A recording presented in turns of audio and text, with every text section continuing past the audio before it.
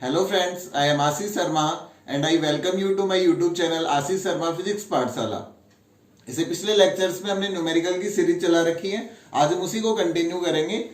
So next question, दो समरूप गोलाकार चालक B एवं C समान आवेश से आवेशित हैं तथा परस्पर F बल से प्रतिकर्षित करते हैं। तीसरा गोलाकार चालक इन्हीं के समरूप है परंतु अनावेशित है। पहले यह B के संपर्क में लाया जाता है, तत्पश्चात C के संपर्क में लाकर अलग कर लिया जाता है। B एवं C के मध्य नवीन प्रतिकर्षण बल ज्ञात कीजिए। देखिए सबसे पहले इसका हम डायग्राम ड्रॉ करेंगे। दो समरूप गोलाकार चालक हैं B एवं C, तो आपको क्या करना है, ये एक B बनाना है, ये क्या है B, और ये क्या है आपके पास C। इन दोनों पे मान लीजिए इस पे आवेश है QB और इस पर आवेश कितना है QC, और सवाल कह रहा है कि दोनों पर समान आवेश से आवेशित है। इसका मतलब QB is equals to QC। जैसा जैसा सवाल में कहा गया है पहले हम वो लिख लेंगे, उसके बाद में हमें क्या फाइंड आउट करना है हम वो देखेंगे। तीसरा गोलाकार चालक मान लिया मैंने A है, इन्हीं के समरूप है परंतु अनावेशित है। ये मैंने तीसरा गोलाकार चालक ले लिया A, और इसका जो चार्ज है वो अभी कितना है 0। पहले यह B के संपर्क में लाया जाता है। अभी इस स्थिति में अभी जो बल काम कर रहा है हमारे पास, that is F is equals to K QA QB and let suppose ये जो डिस्टेंस है that is R upon R square. अब हम देखते हैं कि पहले इस तीसरे गोलाकार चालक को B के संपर्क में लाया जाता है। जब इस अनावेशित गोले को B के संपर्क में लाया जाएगा तो आवेश दोनों पर आधा आधा हो जाएगा। तो यहां पर जो QB डैश होगा आपके पास नया आवेश, वो कितना हो जाएगा इसका आधा, और यहां पर आवेश कितना हो जाएगा आपके पास QB अपॉन 2। ये QB आवेश है, इन दोनों को जब हम संपर्कित करवाएंगे तो ये आधा आधा हो जाता है, QB बाई 2 और QB बाई 2। अब इस गोले को हम C के संपर्क में रखते हैं। जब C के संपर्क में रखते हैं तो यहां हम देख रहे हैं QC चार्ज है, जबकि यहां QB बाई 2। जब हम इन दोनों को संपर्कित करवाएंगे तो इन दोनों पर भी चार्ज कितना हो जाएगा, इस कुल चार्ज का आधा आधा, जितना इन दोनों पर कुल आवेश है उसका आधा। इसका मतलब इस QC का 1/4 जो भाग है वो कहां आ जाता है QB बाई 2 पर, और फाइनली इस पर जो बचेगा Q डैश C वो बच जाएगा QC इंटू 3/4, क्योंकि इसका 1/4 जो पार्ट है वो कहां गया यहां, और इस पर फाइनली चार्ज कितना आ गया, इस पर भी 3/4 QC। तो ये हमारे पास इनके संपर्कन के बाद आवेश आ गया। अभी हमें B एवं C के मध्य बल ज्ञात करना है। तो मान लीजिए ये बल कितना है आपके पास F dash is equals to K, मान लीजिए बाद में चार्ज है QB dash QC dash upon R square. F is equals to K, QB dash की वैल्यू कितनी आ रही है हमारे पास QB बाई 2, तो QB अपॉन 2। ऐसे ही QC डैश की वैल्यू कितनी है हमारे पास 3/4 into QC divided by R square. अब यहां से देखिए क्या आ जाएगा, 1/2 को 3/4 से मल्टीप्लाई करेंगे तो क्या आ गया 3/F dash is equals to 3/8 and QB QC अपॉन R स्क्वायर। अब ये तो वैल्यू किसकी आ रही थी हमारे पास, पहले जो बल था वो, तो यहां से आपके पास आ जाएगा finally F dash is equal to, या आप यहाँ पे बी और सी भी काम में ले सकते हैं, बी और सी। ये आपके पास एफ की वैल्यू आ गई, तो 3/8 ऑफ एफ। तो अब जो बल है वो पहले का कितना रह जाएगा, पहले का 3/8 गुना रह जाता है। क्लियर? नेक्स्ट क्वेश्चन,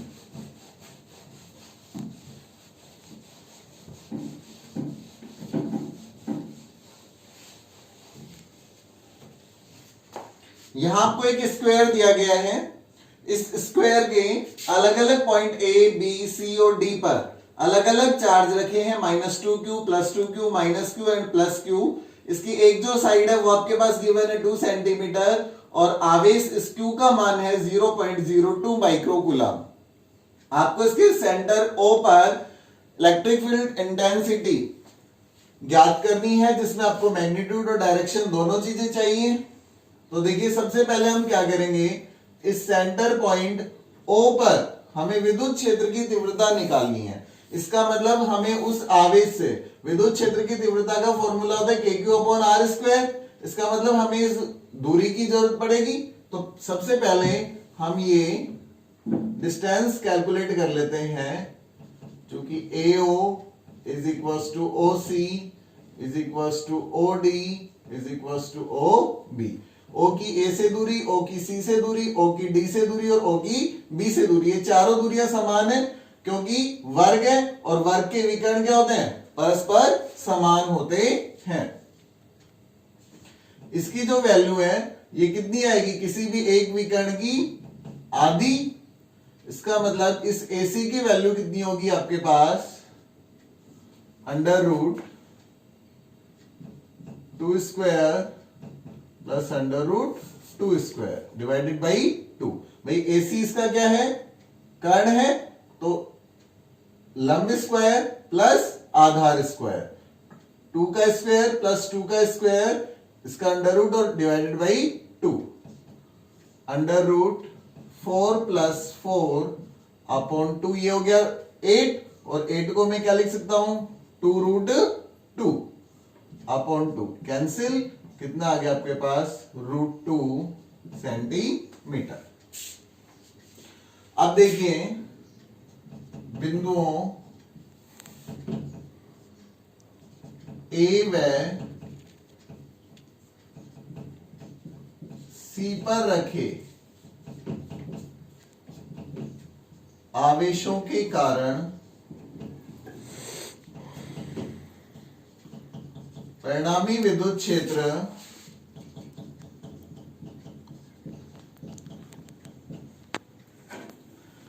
-2q के कारण जो पॉइंट O पर विद्युत क्षेत्र की तीव्रता आएगी उसकी दिशा -2q की ओर। भाई विद्युत क्षेत्र की तीव्रता ऋणावेश के कारण ऋणावेश की ओर होती है, तो ये आपके पास हो गई EA। और इस C पर जो -q चार्ज रखा है इसके कारण जो विद्युत क्षेत्र की तीव्रता आएगी वो इधर की तरफ EC। ये आवेश ज्यादा है, ये कम है, इसका मतलब जो परिणामी तीव्रता है वो किधर आएगी, C से A के अनुदिश के कारण जो परिणामी विद्युत क्षेत्र है वो किधर होगा आपके पास, CA के अनुदिश होगा।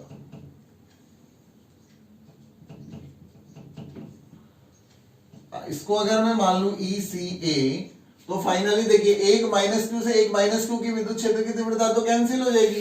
फाइनली आपके पास क्या बचेगा, K -q और R², R कितना है, √2 का स्क्वायर। ये आ जाएगी यहां से आपके पास K -q एंड 2। इसी प्रकार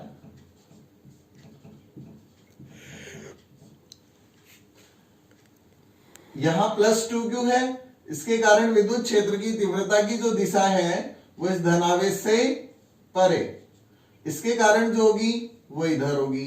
तो परिणामी जो तीव्रता है ये अधिक है ये कम है, परिणामी तीव्रता किधर होगी, BD के अनुदिश। तो इसी प्रकार जो आपके पास EBD की वैल्यू आएगी that is K plus Q upon R square. R की वैल्यू कितनी है √2, √2 का स्क्वायर कितना हो जाएगा भाई 2, तो KQ अपॉन 2। तो जो परिणामी विद्युत क्षेत्र है आपके पास एक इधर आ गया और एक इधर आ गया। ये जो एंगल है ये है 90 डिग्री। तो विद्युत क्षेत्र की तीव्रता की बिंदु O पर जो दिशा है वो इन दोनों के बीच में आएगी, मींस B से A के अनुदेश। ये आपके पास EO की डायरेक्शन है। अगर हमें EO निकालना हो तो EO is equals to under root ECA। ये जो डायरेक्शन आ रही है आपके पास ये B से D के अनुदिश है, तो ECA का स्क्वायर प्लस EBD का square plus 2 ECA into EBD and cos theta. Theta की वैल्यू कितनी है 90। तो EO is equals to under root ECA का जब हम स्क्वायर करेंगे तो K square Q square upon 4 plus K square Q square upon 4 and plus 2 ECA EBD cos 90 into ECA and EBD and cos 90। अब cos 90 की value तो कितनी होती है आपके पास 0। इसको मल्टीप्लाई करेंगे तो ये पूरा क्या आ जाएगा आपके पास 0। तो बच क्या आ गया आपके पास E0 इज इक्वल्स टू ये हो जाएगा K square Q square upon 4 plus K square Q square upon 4। दोनों को ऐड करेंगे तो E0 is equals to 2 times हो जाएगा 2 into K square Q square and 4। तो यहां से देखिए E0 कितना आ गया 2। इसको मैं क्या लिख सकता हूं सॉल्व करेंगे तो K Q अपॉन √2। अब जो √2 आ रहा था हमारे पास वो किस में था सेंटीमीटर में, और Q is equals to value given हमारे पास 0.02 माइक्रोकूलम। इसका मतलब इसको मैं लिख सकता हूं 0.02 इंटू 10⁻⁻6 कूलम। और √2 सेंटीमीटर को हम क्या लिखेंगे स्क्वायर करना है यहां पे इसका, तो √2 इंटू 10⁻⁻2 एंड अगेन 10⁻⁻2 क्योंकि स्क्वायर कर रखे है ना। तो E0 is equals to K की वैल्यू 9 इंटू 10⁻9, ये 0.02 इंटू 10⁻6 एंड दिस √2 ये 10⁻⁻4। 10⁻⁻4 कहां से आया, हमने सेंटीमीटर स्क्वायर को किस में कन्वर्ट किया है मीटर स्क्वायर में। तो 10⁻⁻4 यहां से पॉइंट हटा दूं मैं और यहां पे 10⁻⁻2। अब देखिए यहां 2 यहां √2, तो इसको मैं कैंसिल करूंगा तो यहां क्या आ जाएगा √2। तो 9 इंटू √2। अब 10⁻⁻ देखिए यहां पे 9 यहां पे -8, तो कितना बच गया 1 और 10⁻⁻4 और ऊपर आएगा 10⁻9 तो प्लस का है एंड 10⁻⁻8 माइनस का है और ये ऊपर आएगा तो 10⁻4। तो E0 इज इक्वल्स टू इसको जब हम सॉल्व करेंगे तो 9 और 4 13, यहां पे कितना है 8, तो कितना आ गया 9√2 इंटू 10⁻5। विद्युत क्षेत्र की तीव्रता है यूनिट क्या होगी न्यूटन पर कूलम। एक बार दोबारा से देखिए, अच्छा सवाल है। सबसे पहले हमने ये वाली डिस्टेंस निकाली तो ये कितना आ गया इस 2 का स्क्वायर प्लस इस 2 का स्क्वायर, ये AC आ गया, इसका अंडर रूट कर देंगे तो 2 का स्क्वायर प्लस 2 का स्क्वायर का अंडर रूट, AC की वैल्यू आ गई। अभी हमें AC ढूंढना चाहिए, हमें तो ये वाली डिस्टेंस चाहिए, तो 2 से डिवाइड कर दिया तो कितना आ गया आपके पास √2 सेंटीमीटर में अभी ये वाली वैल्यू। अभी हम क्या करेंगे ECA की डायरेक्शन में इलेक्ट्रिक फील्ड और इस BD की डायरेक्शन में इलेक्ट्रिक फील्ड कैलकुलेट कर लिया हमने ECA EBD। यहां भी अभी ये सेंटीमीटर में, आपको ध्यान रहे हम वैल्यू सब्स्टिट्यूट करेंगे। देखिए रिजल्टेंट वेक्टर जब दो अलग अलग डायरेक्शन में आपके पास कोई भौतिक राशि आ रही हो तो रिजल्टेंट कैसे निकालते हैं, उसका ऐसा फॉर्मूला पढ़ा था हमने, P square plus Q square plus 2pq cos theta. तो P square ECA square, Q square EBD square and 2pq cos theta. Theta की वैल्यू 90, cos 90 की वैल्यू 0, तो ये वाला पूरा 0 हो गया। इसको सॉल्व करेंगे तो k square Q square upon 4, k square Q square upon 4, दोनों को ऐड करेंगे तो 2 k square Q square upon 4, कितना गया 2, अंडर रूट करेंगे तो रूट 2। अभी ये जो वैल्यू है ये r स्क्वायर की वैल्यू आ रही है सेंटीमीटर में, सेंटीमीटर स्क्वायर को हमें मीटर स्क्वायर में कन्वर्ट करना है तो हमने 2 बार 10⁻⁻2 से मल्टीप्लाई किया है। k की वैल्यू 9 इंटू 10⁻9 इंटू 0.02 माइक्रो में था तो 10⁻6 लगा दिया, यहां से पॉइंट हटाएंगे तो 10⁻2। इसको सोल्व करेंगे रूट 2 तो 9 रूट 2 और 10 को सबको सोल्व करेंगे तो 10⁵ न्यूटन पर कूलम। डायरेक्शन की अगर हम बात करें तो इन दोनों के बीच में आएगी, इसका मतलब जो इसकी दिशा है वो होगी किसके अनुदिश, B से A के अनुदिश या C से D के अनुदिश, B से A के अनुदिश या CD के अनुदिश। तो जब भी आपको ऐसे इलेक्ट्रिक फील्ड इंटेंसिटी कैलकुलेट करनी हो सभी चार्ज के कारण अलग अलग कर लेंगे और परिणामी दिशा में हम क्या करेंगे, उसका विद्युत क्षेत्र ज्ञात कर लेते हैं।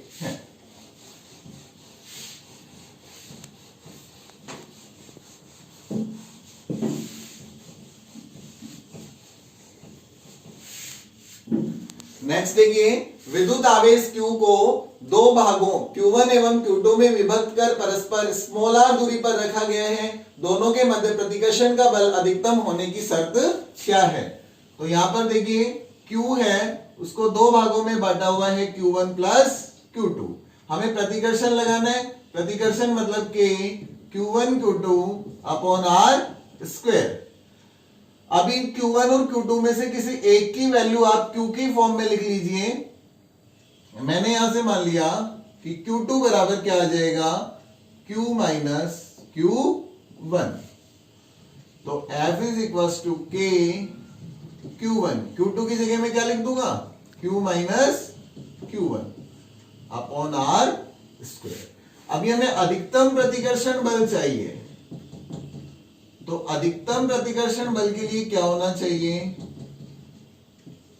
अधिकतम प्रतिकर्षण बल के लिए d by dq1 of F should equal to 0। इसका मतलब इसका अगर मैं Q1 के रेस्पेक्ट में डिफरेंशिएशन करूं, अवकलन करूं तो वैल्यू कितनी आनी चाहिए, 0। तो d by dq1 KQ1 into Q minus Q1 equals to 0। ये माइनस की फॉर्म में अलग अलग लिख लूं मैं इसको, dQ1 इसको इससे मल्टीप्लाई करूंगा तो आ जाएगा K Q and Q1 minus Q1 इसको इससे मल्टीप्लाई करूंगा तो आ जाएगा K Q1 square is equal to 0। अभी देखिए K और Q दोनों कांस्टेंट है, बाहर आ जाएंगे तो KQ dQ1 and Q1 minus यहां K कांस्टेंट है, बाहर आ जाएगा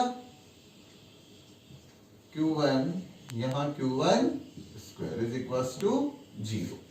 यहां पे तो 1 आ गया तो KQ इंटू 1 माइनस K, इसका जब हम डिफरेंशिएशन करेंगे स्क्वायर आ रहा है, इसका फॉर्मूला होता है कि d by d x of x की power n is equal to nx की पावर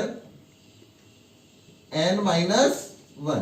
तो ये जो 2 है यहाँ पे पावर n थी, n आगे आ गई और एक पावर कम हो गई तो यहाँ पे 2 तो कहां जाएगा आगे और एक पावर इसमें से कम हो जाएगी, एक पावर कम हो गई तो ये आ गया आपके पास। इसको सॉल्व करेंगे तो के क्यू माइनस 2k, यहां पे सिर्फ क्या बचेगा Q1, 2k Q1 is equal to 0। इसको उधर भेज दूं मैं तो 2k Q1 is equal to k Q, k से k कैंसिल आउट, Q1 की वैल्यू चाहिए, Q1 बराबर क्या आ गया आपके पास Q बाई 2। ऐसे अगर यही वैल्यू हम वहां सब्स्टिट्यूट कर लें Q1 की, Q2 बराबर क्या आ रहा था Q माइनस Q1, तो Q2 is equal to Q minus Q by 2। Q2 की वैल्यू भी कितनी आ गई Q बाई 2। इसका मतलब Q1 बराबर Q2 बराबर कितना होना चाहिए Q बाई 2। ये मैक्सिमम रिफ्लेक्शन की कंडीशन। नेक्स्ट क्वेश्चन देखिए,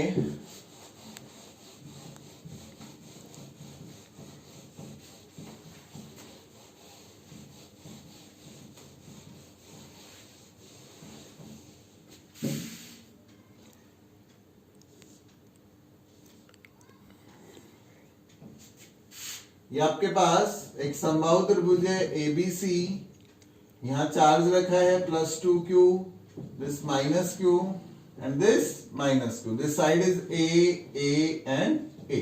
आपको इसका क्या करना है, द्विध्रुव आघूर्ण ज्ञात करना है। तो देखिए ये जो +2q चार्ज रखा है इसको मैं +q एंड +q ऐसे लिख सकता हूं, +q +2q। तो अब क्या होगा, यहां से दो विद्युत द्विध्रुव बन जाएंगे, एक AB और एक AC। इसके कारण जो द्विध्रुव आघूर्ण आएगा AB के कारण, उसकी दिशा, द्विध्रुव आघूर्ण की दिशा इससे माइनस से प्लस की ओर। तो ये तो क्या आ गया आपके पास P, इसको मैं 1 नाम दे दूं, और इसके कारण जो दिशा होगी आपके पास ये इधर, इसको मैं P2 नाम दे दूं। तो जो रिजल्टेंट आएगा वो इन्हीं के बीच में आएगा कहीं ना कहीं। अब ये समबाहु त्रिभुज है तो ये वाला एंगल कितने डिग्री 60। भाई समबाहु त्रिभुज के तीनों कोण एक समान 60-60 डिग्री के होते हैं। इसके सामने वाला ये वाला जो कोण है ये भी कितने का हो जाएगा 60। तो यहाँ पे आपको दो वेक्टर दिए हुए हैं, उनके बीच का कोण दिया हुआ है, तो आप रिजल्टेंट वेक्टर कैलकुलेट कर सकते हैं। कैसे, P is equal to √ P1 square plus P2 square plus 2 P1 P2 and cos theta. लेकिन इसके लिए हमें पहले क्या करना है, P1 और P2 की वैल्यू कैलकुलेट करनी है। तो P1 is equal to P2, value कितनी है, डिस्टेंस सेम है, चार्ज सेम है, तो दोनों का द्विध्रुव आघूर्ण भी बराबर होगा। फॉर्मूला क्या होता है, Q इंटू 2A, तो Q और 2A वैल्यू कितनी है यहाँ पे A, तो क्या आ गया आपके पास QA √ भाई किसी एक आवेश का परिमाण तो हो गया आपके पास Q, ये -q ये +q, किसी एक का परिमाण Q और दोनों के बीच की दूरी A, तो आघूर्ण कितना आ गया QA। तो यहां पे Q square A square plus Q square A square 2 QA into QA and cos 60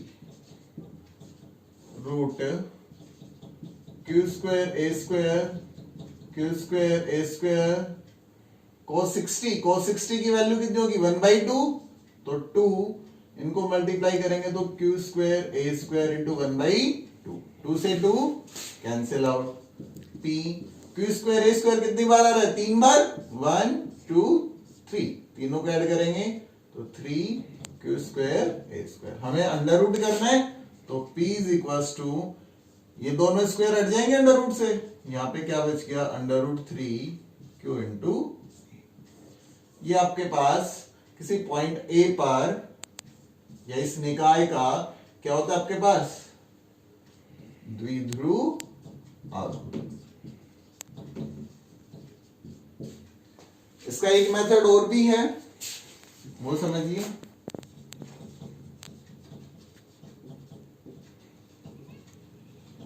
इसको हम ऐसे भी मान सकते हैं, यहां -q यहां -q, दोनों को ऐड करेंगे कितना हो गया -2q, और ये +2q, तो एक ही विद्युत द्विध्रुव बन गया। अब इनके बीच की दूरी चाहिए हमें, तो इस दूरी के लिए मैं क्या करूंगा, यहां एक परपेंडिकुलर डालूंगा। ये पॉइंट मान लीजिए O है, ये कंप्लीट डिस्टेंस A है, ये कितनी बच गई a/2, ये डिस्टेंस कितनी होगी आपके पास a/2। आपको ये वाली डिस्टेंस निकालनी है OA, तो OA बराबर क्या हो जाएगा आपके पास, √AB²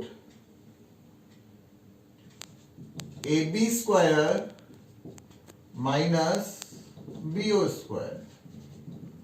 √AB, A से B की दूरी कितनी है a, तो a²। BO कितनी है a/2, तो a/2 का square. OA is equal to √A² minus कितना आ जाएगा a²/4। सब्ट्रैक्ट करेंगे कितना बचेगा आपके पास 3a²/4। इसको सोल्व करेंगे तो कितना आ जाएगा √3/2 इंटू a। इनके बीच की डिस्टेंस आ गई हमारे पास। फॉर्मूला क्या कहता है, P इज इक्वल टू एक आवेश का परिमाण गुणा उनके मध्य दूरी। P इज इक्वल टू एक आवेश का परिमाण, इस बार हमने इन दोनों को एक मान रखा है और ये +2q एक ही है, तो 2q, और दोनों के बीच की दूरी OA √3/2 इंटू a। 2 से 2 क्या हो गया कैंसिल, P बराबर क्या आ गया √3q इंटू। आप चाहे तो इस वाले मेथड से कैलकुलेट करें, आप चाहे तो इससे करें, आंसर दोनों में सेम रहेगा।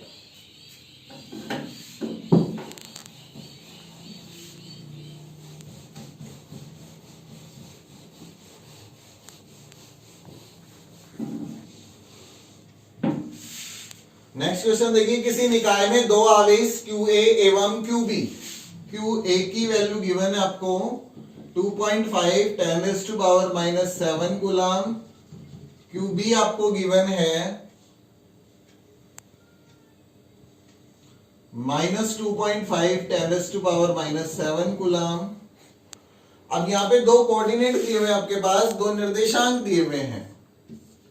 जब भी आपको ऐसी स्थिति होती है, आप सबसे पहले डायग्राम बनाइए।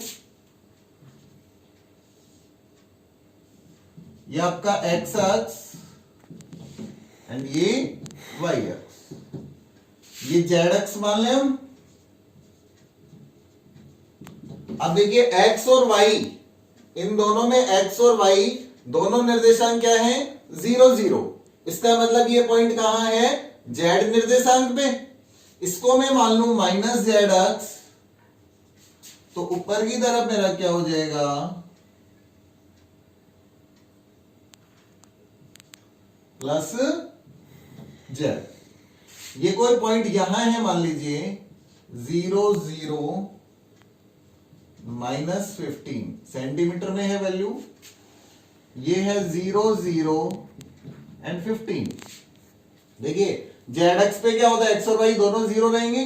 ये पॉइंट A और ये पॉइंट B यहां रखा है आपके पास 2.5 10⁻⁻7 और यहां रखा है आपके पास -2.5 10⁻⁻7। अब ये तो क्या बन गया, एक विद्युत द्विध्रुव बन गया। इन दोनों के बीच की जो डिस्टेंस है वो कितनी होगी 15, तो ये सेंटर पॉइंट O से 15 तो ये, और 15 ये, टोटल डिस्टेंस कितनी होगी आपके पास 30 सेंटीमीटर। यहां आप याद रखना -15 एंड 15 ऐड करेंगे जब ये 0 नहीं होगा, तो ये -15 + 15 0 हो जाए। ये डिस्टेंस है, यहां जो माइनस है ये आपको डायरेक्शन बता रहा है कि नीचे की तरफ है, नेगेटिव डायरेक्शन में -z एक्सिस के अलोंग है। यहां जो प्लस है ये भी डायरेक्शन बता रहा है कि +z एक्सिस के अलोंग है। तो दोनों के बीच की डिस्टेंस कितनी होगी 30 सेंटीमीटर। फॉर्मूला क्या होता है, P is equal to Q into 2A।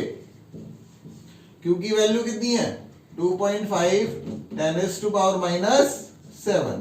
2A 30 centimetre, centimetre को मीटर में कन्वर्ट करेंगे तो -2। 2.5 को 30 से मल्टीप्लाई करेंगे, कितना आ गया आपके पास 75 इंटू 10⁻⁻⁹, या आप इसको क्या लिख सकते हैं 7.5 इंटू 10⁻⁻8। यूनिट लगाना नहीं भूलना है। ये आवेश है किसमें होगा, कूलाम में, दूरी है किसमें होगी, मीटर में। आंसर क्या आ गया 7.5 इंटू 10⁻⁻8 कूलाम इंटू मीटर। तो next question is 4 into 10⁻⁹ coulomb into metre. ये किसका मात्रक है, द्विध्रुव आघूर्ण का कोई विद्युत द्विध्रुव 5 इंटू 10⁴ न्यूटन पर कूलाम। ये किसका है, विद्युत क्षेत्र का। ये E की वैल्यू गिवन है आपके पास, ये P की वैल्यू गिवन है। थीटा का मान दिया हुआ आपको 30, कार्यरत बल आघूर्ण बताना है। तो बहुत ही सिंपल क्वेश्चन है। P is equals to 4 into 10⁻⁹ coulomb into metre. E is equals to 5 into 10⁴ newton per coulomb and theta is equals to 30 degree and we have to find the value of tau। इसमें कोई relation होता होगा, साफ साफ दिख रहा है कि tau is equals to PE sin theta। P की वैल्यू है 4 into 10⁻⁹, E की वैल्यू है 5 into 10⁴ and sin 30। tau is equals to 4 into 10⁻⁹ into 5 into 10⁴ and sin 30 की वैल्यू कितनी होती है 1/2। 2 से 4 कैंसिल, कितना गया 2। 2 को 5 से मल्टीप्लाई करेंगे 10 into 10⁻⁹ into 10⁴। इसको शॉर्ट आउट करेंगे तो कितना आएगा आपके पास +5 10⁻+5 and 10⁻⁻9। तो कितना आ जाएगा आपके पास 10⁻⁻4। यूनिट जरूर लगानी है आपको। ये क्या है आपके पास बलागुण, और बलागुण क्या होता है, बल इंटू उनके मध्य की लंबवत दूरी। या आप यहां से भी ज्ञात कर सकते हैं इसको, coulomb into metre into newton upon coulomb. Cancel 10⁻⁻4 newton into metre. Next question देखिए, इन्हीं दो बिंदु आवेशों Q1 एवं Q2 के मध्य की दूरी आपको दी हुई है 3 मीटर। इन आवेशों का योग है 20 microcoulomb. That means Q1 plus Q2 20 microcoulomb तो -6। यहां से किसी एक की वैल्यू कैलकुलेट कर लो आप। Q2 कितना आ जाएगा 20 माइक्रोकूलम माइनस Q1। अभी हमें क्या करना है, दोनों आवेशों का मान बताना है। F की वैल्यू गिवन है आपके पास 0.075 न्यूटन, R की वैल्यू गिवन है आपके पास 3 मीटर। फॉर्मूला अप्लाई कीजिए, F is equals to K Q1 Q2 upon R square. 0.075, K की वैल्यू है 9 इंटू 10⁻⁹। Q1 तो आप Q1 ही लिखिए। Q2 की वैल्यू कितनी आ जाएगी आपके पास 20 गुणा 10⁻⁻6 माइनस Q1 अपॉन R 3 का स्क्वायर। मीटर में है ही 3 का स्क्वायर 9, 9 से 9 कैंसिल आउट।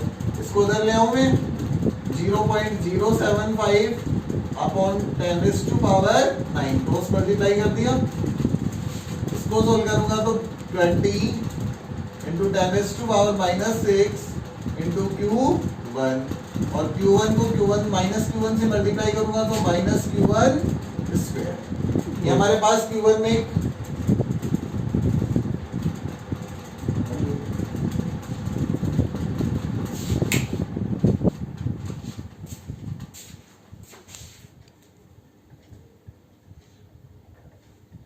हमारे पास Q1 में एक द्विघात समीकरण बन गई। इसको सोल्व करेंगे हम, इस 10⁻⁹ को ऊपर लेके जाएंगे तो ये आ गया 0.075 into 10⁻⁻⁹ and minus Q1 square plus 20 into 10⁻⁻⁶ and Q1। इसको इधर ले आऊं पूरे को मैं, तो ये पॉजिटिव हो जाएगा। Q1 square minus 20 into 10⁻⁻⁶ Q1।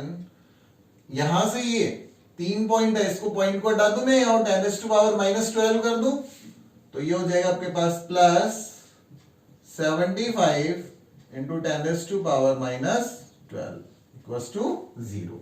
अब हमें क्या करना है, यहां पे इसके फ्रैक्शन करने हैं, इसके हिस्से करने हैं। ऐसे करने हैं कि मल्टीप्लाई करें तो कितना है 75 और ऐड करें तो कितना आना चाहिए -20। तो देखिए क्या होगा, Q1 square minus 15 into 10⁻⁻6 and minus 5 into 10⁻⁻6 Q1 plus 75 10⁻⁻12 equals to 0।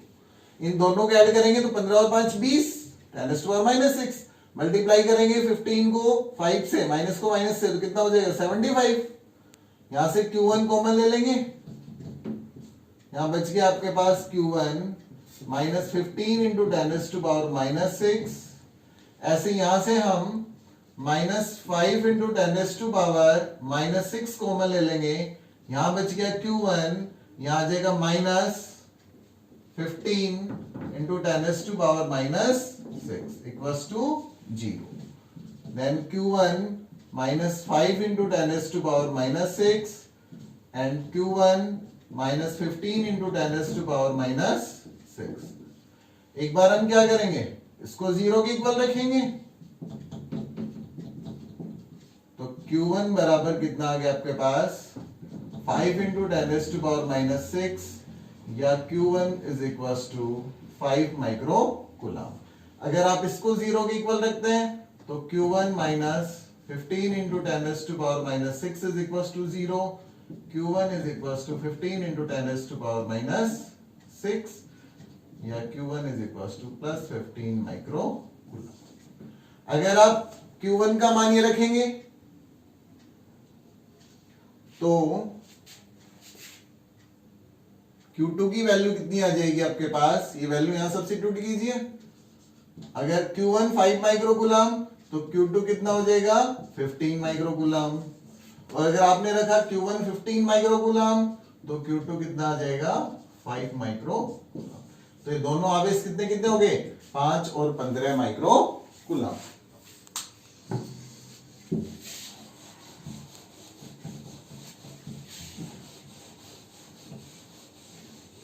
Next question देखिए आपके पास, +10 माइक्रोकूलम और -10 माइक्रोकूलम के दो आवेशों को 2 सेंटीमीटर की दूरी पर रखा है। ये पॉइंट A, ये B, ये जो डिस्टेंस है इन दोनों के बीच की दैट इज 2 सेंटीमीटर। ये आपके पास -10 माइक्रोकूलम और ये +10 माइक्रोकूलम। आपको या तो इसकी अक्षीय स्थिति पर, ये सेंटर पॉइंट मालूम है O, और इसकी निरक्षीय स्थिति पर 60 सेंटीमीटर, यहां से भी कितना 60 सेंटीमीटर। आपको क्या ज्ञात करना है, विद्युत क्षेत्र ज्ञात करना है। मान लीजिए मैं अक्ष की बात करूं, अक्ष पर विद्युत क्षेत्र का फॉर्मूला क्या आया था 2kp/r³। तो E अक्ष इज इक्वल्स टू 2, K की वैल्यू 9 इंटू 10⁹, P होता है Q इंटू 2A। तो Q आवेश का परिमाण कितना है 10 माइक्रोकूलम, 2A दोनों के बीच की डिस्टेंस कितनी है अभी 2 सेंटीमीटर, तो 10⁻², और R³ means 60 into 60 into 60 centimetre में है, 3 टाइम्स आ रहा है, मीटर में कन्वर्ट करने के लिए क्या करेंगे -6। सोल्व करेंगे इसको, Ex इज इक्वल्स टू, देखिए 10⁻⁻6 से 10⁻⁻6 कैंसिल आउट। यहां पे कितने आ रहे हैं? 3 टाइम्स 0 आ रहे हैं, ये ऊपर जाएगा बी, इसको हम क्या लिख सकते हैं? 2 into 9 into 10⁻9 into 10 into 2 into 10⁻⁻2, 6 into 6 into 6 and 10⁻3। ये ऊपर आएगा तो -3। ये कितना आ गया आपके पास? 3। ये कितना आ गया? 3। 3 से करेंगे कितना आ गया? 2। और 2 से ये 2 आपका कैंसिल आउट। तो ई अक्स आ गया आपके पास, यहां पर तो 1/6 इंटू 10⁻9 है प्लस ये 10 और ये ऊपर आएगा तो -5। तो आपके पास ई अक्ष आ जाएगा, डिवाइड करेंगे इसको 1 को 6 से, तो 1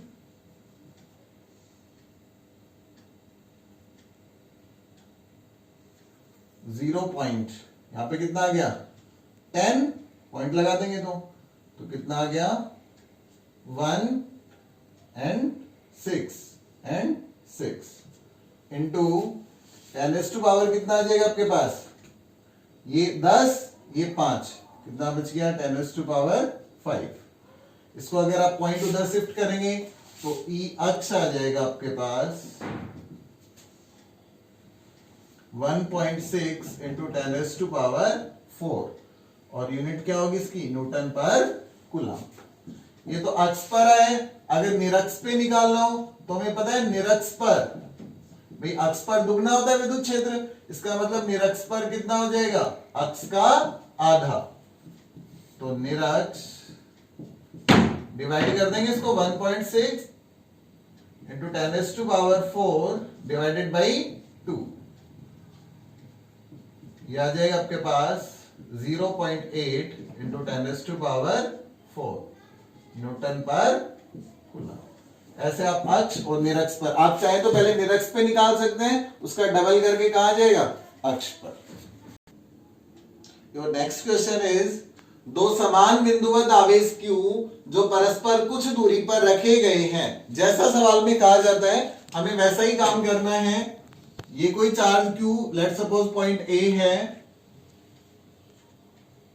और यहां ये कोई पॉइंट B है, इस पर भी कोई आवेश क्या रखे हैं? Q। इनके बीच की जो डिस्टेंस है let suppose that is R रखे हैं, को मिलाने वाली रेखा के मध्य। अब आपको ध्यान रखना है, एक होता है बीच में और एक होता है मध्य। मध्य का मतलब बिल्कुल मिड पॉइंट पर। तो यहां आपको कोई पॉइंट O ले लेना है, यहां से यहां की जो दूरी आपके पास ये R/2 और यहां की जो दूरी है ये R/2। एक अन्य आवेश Q रखा गया है, स्मॉल q चार्ज रखा है। अब यहां पर ये स्मॉल q चार्ज रखा है। Q का मान एवं प्रकृति ज्ञात कीजिए कि निकाय संतुलित रहे। ऐसा ही एक सवाल और किया था हमने पहले, उसमें था कि आवेश संतुलित रहे या आवेश संतुलन अवस्था में हो, जबकि यहां क्या है? निकाय संतुलन अवस्था में हो। इन दोनों में आपको डिफरेंस पता होना चाहिए, एक आवेश संतुलन अवस्था, एक निकाय संतुलन अवस्था। तो यहां पर ये निकाय संतुलन अवस्था में कब रहेगा? जब इन दोनों आवेशों के मध्य जो बल कार्य कर रहा है उसका मान इन दोनों के बीच कार्यरत आकर्षण बल के बराबर होना चाहिए। इसका मतलब K Q अपॉन R²। ये इन दोनों के बीच क्या है? प्रतिकर्षण। उतना ही इन दोनों के बीच में या इन दोनों के बीच में क्या लगना चाहिए? आकर्षण। भाई ये दोनों एक दूसरे को दूर भगा रहे हैं, जबकि ये Q इसको अपनी ओर अट्रैक्ट करना चाहिए और ये Q इसको अपनी ओर अट्रैक्ट करना चाहिए। तो क्या आ जाएगा आपके पास? K Q और स्मॉल q। डिस्टेंस कितनी है अब यहाँ पे r/2, तो r/2 का स्क्वायर। क्या आ जाएगा यहां से आपके पास, k से k कैंसिल आउट, q से q cancel out, q upon r square is equals to small q and r square, ये 2 का आ जाएगा ऊपर 4, r स्क्वायर से r स्क्वायर कैंसिल, इसका मतलब 4q is equals to q, तो q is equals to q/4। ये तो क्या आ गया आपके पास, q का मान, मतलब इसका क्या आ गया, परिमाण, कितना, q/4। और प्रकृति इसकी कैसी होनी चाहिए, ऋण आवेशित, मतलब इसका मान कितना होना चाहिए, -q/4। क्लियर। नेक्स्ट क्वेश्चन, एक समान विद्युत क्षेत्र में आपको दिया हुआ है प्रोटॉन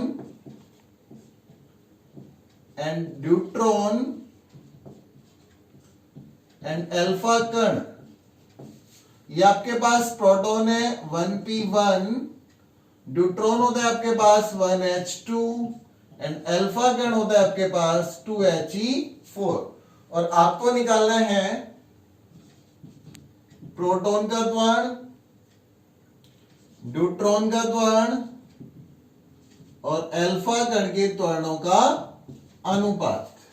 जबकि क्या है, एक समान विद्युत क्षेत्र, E का मान क्या है आपके पास, एक समान।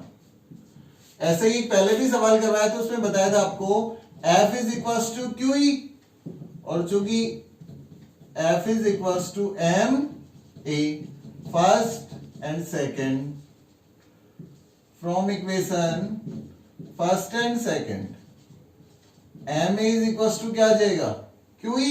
अब E तो सबके लिए सेम है, तो A क्या आ जाएगा आपके पास, QE अपॉन M। जब भी आपको त्वरण ज्ञात करना हो किसी पार्टिकल का, तो आपको ये वाला फॉर्मूला काम में लेना है। अब हम सबसे पहले प्रोटॉन के लिए करेंगे, तो प्रोटॉन के लिए देखिए, A प्रोटॉन, Q का मान तो कितना होता है, E, कैपिटल E सेम है ही आपके पास, और M P। इसी प्रकार न्यूट्रॉन के लिए करें, न्यूट्रॉन पर आवेश, ये क्या होता है, न्यूट्रॉन 1h2, तो परमाणु क्रमांक 1 है, इसका मतलब आवेश तो प्रोटॉन के आवेश के बराबर ही है, तो E, कैपिटल E विद्युत क्षेत्र इक्वल है ही, और मास यहां पे कितना आ रहा है, 2, इसका मतलब प्रोटॉन के द्रव्यमान का कितना, 2 गुना। ये आपको ध्यान रखना है कि जो मास ऑफ न्यूट्रॉन है वो प्रोटॉन के द्रव्यमान का कितने गुना होता है, 2 गुना। इसी प्रकार हम क्या करेंगे, अल्फा कण के लिए कैलकुलेट करेंगे, तो अल्फा कण क्या होता है, 2he4, इसका मतलब आवेश तो कितना होगा इस पर, प्रोटॉन के आवेश का 2 गुना, और द्रव्यमान कितने गुना, 4 गुना। तो 2E and E upon 4 into MP। A alpha is equal to, A cancel हो जाएगा, 2 क्या आ गया आपके पास, EE अपॉन 2MP। यहां से हम अनुपात देखें, अनुपात देखेंगे तो क्या आ जाएगा, A proton ratio A neutron ratio A alpha, EE upon MP ratio EE 2MP and EE upon 2MP।